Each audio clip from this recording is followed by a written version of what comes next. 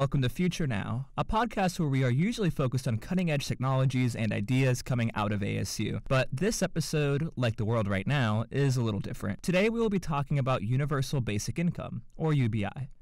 An idea that has been around since it was described in a work titled Utopia by Sir Thomas More all the way back in the 15th century. More recently, especially in the wake of the COVID-19 pandemic, the idea of UBI has entered the public zeitgeist with a more significance than ever, as Spain considers installing a permanent UBI system and even the Pope considers its use in a struggling world.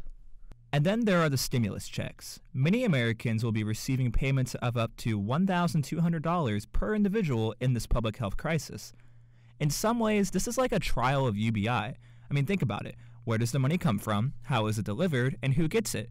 These core questions surrounding the United States legislation are the same core questions one might ask about UBI.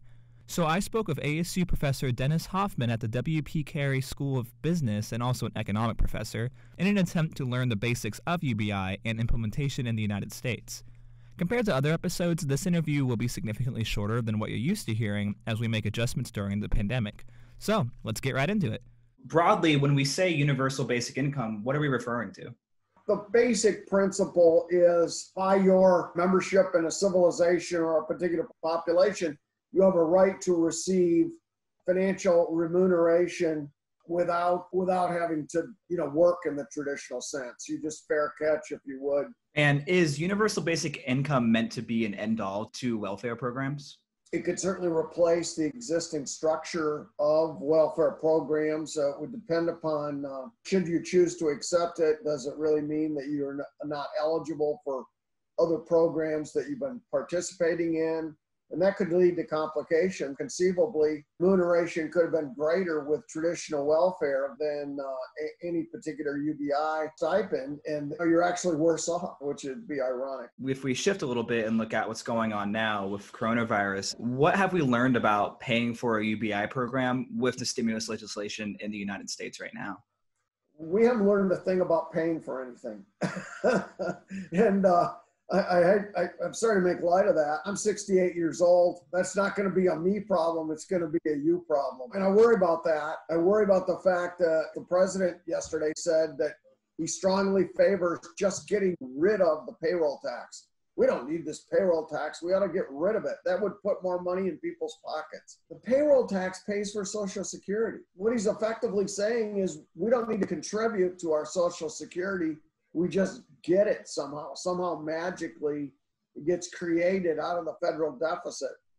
And that's, of course, what's happened in the last 2 months. And now we've ratcheted that up to the tune of $2 to $3 trillion. The only thing that seems to be discussed right now is more and more and more, like UBI. Where's that going to come from? We're into this bizarro world where these concepts are being discussed without commensurate funding mechanisms put in place to pay for them, which is worrisome, I think. And does the fact that so many people are shifting towards UBI and talking about it, does that just indicate maybe there's something wrong with the system we have now and maybe we should focus on that? To be perfectly candid, I think part of the challenge is people hear all the benefit, hey, wow, this is great. I get a check, every month for not doing anything, just going to the mailbox. Or it shows up as a direct deposit and I didn't have to do anything. That's wonderful. That's a great concept. I embrace it because that's kind of the way things like this are being presented. So many of these proposals, we're not talking about funding. We never get to the end game. We just borrow. Do you think that's something more governments are going to shift towards as their needs change in these emergencies?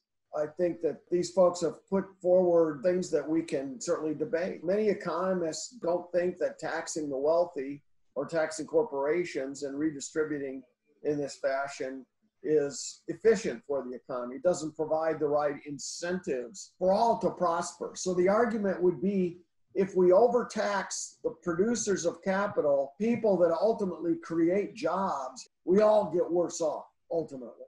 But at the end of the day, most economists would argue that if you overtax those places, as you have in extreme forms of socialism, standards of living in places that have done that are not particularly high. And so the evidence would suggest that, there's probably something to their argument. We can't overdo this. the generational view of socialism and communism is so different today. What we grew up in is an era of fear of communism, fear of socialism. Maybe it was irrational fear. It was fear of thermonuclear war. And so it was just an evil word. People wouldn't embrace it. And now I think if you survey young people especially, you get a very different reaction across almost all people of all political persuasions. Certainly Democrats and independents are far more embracing of a socialist concept because many don't see an opportunity for them under capitalism. They're looking for something else. So how this turns out is going to be really fascinating. There are a lot of unknowns when it comes to UBI, but a shift is occurring in public thought and opinion as more and more people open up to the idea of UBI. Not to mention, for countries struggling with the COVID-19 pandemic right now, it might be an answer. But we still have no solid plan for funding here in America, a problem that will only grow during the coronavirus spread. So what do you think? How should we fund it? Should we use it? Is it a good idea? Let us know. And for the State Press, I am Balin Overstolz-McNair.